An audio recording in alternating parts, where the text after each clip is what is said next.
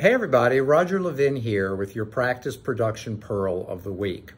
The subject of this video is delegation, and I'm going to make it kind of interesting for you, I hope.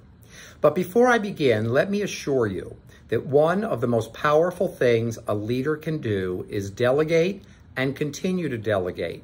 The game of success in life and business is removing things that you don't have to do that other people can. Now, when you're first a startup, you have to do everything. You work nights, you work weekends, you do the books, you do the QuickBooks, you do whatever has to be done. That is a normal entrepreneurial startup. But as you progress in practice, or if you're fortunate enough to have purchased a practice with some level of systems, then you reach a point where you will become overloaded. Every business will grow to a certain point. You can't handle any more, and therefore you stop growing, or worse, you begin to decline. Delegation is the secret, so to speak, or not so secret, leadership method that top leaders use to continue to allow themselves to grow. And the question you want to be asking every day is, what am I doing that someone else could be doing for me?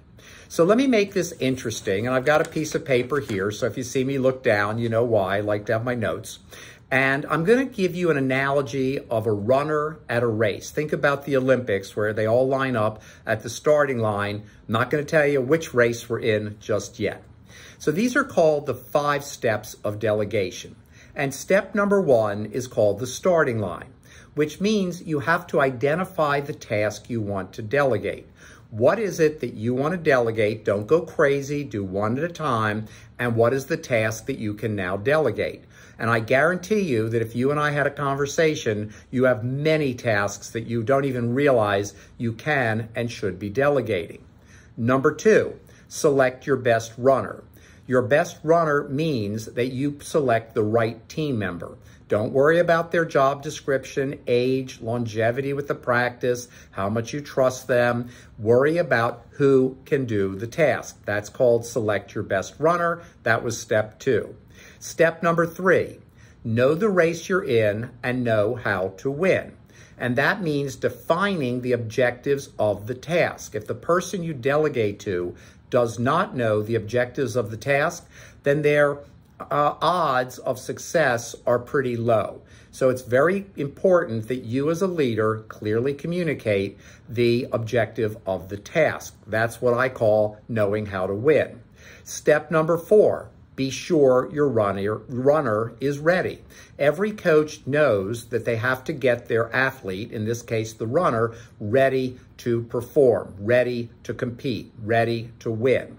And in this case, it's you providing support to the person you delegate to, which means they have to understand the task. They've got to know why it's important. They need whatever tools are necessary to complete the task. You've got to provide support for the person to do the job the right way. Remember, you might be able to do it easily. You've done it for years. This is new for them.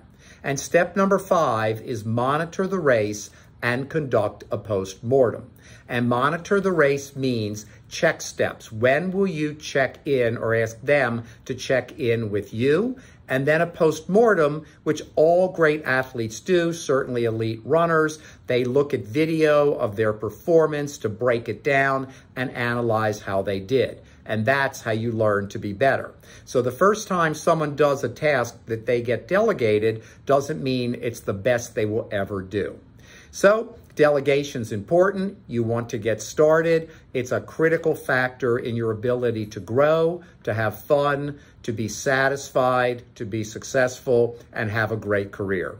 As always, I wish you ongoing practice success and increased practice production.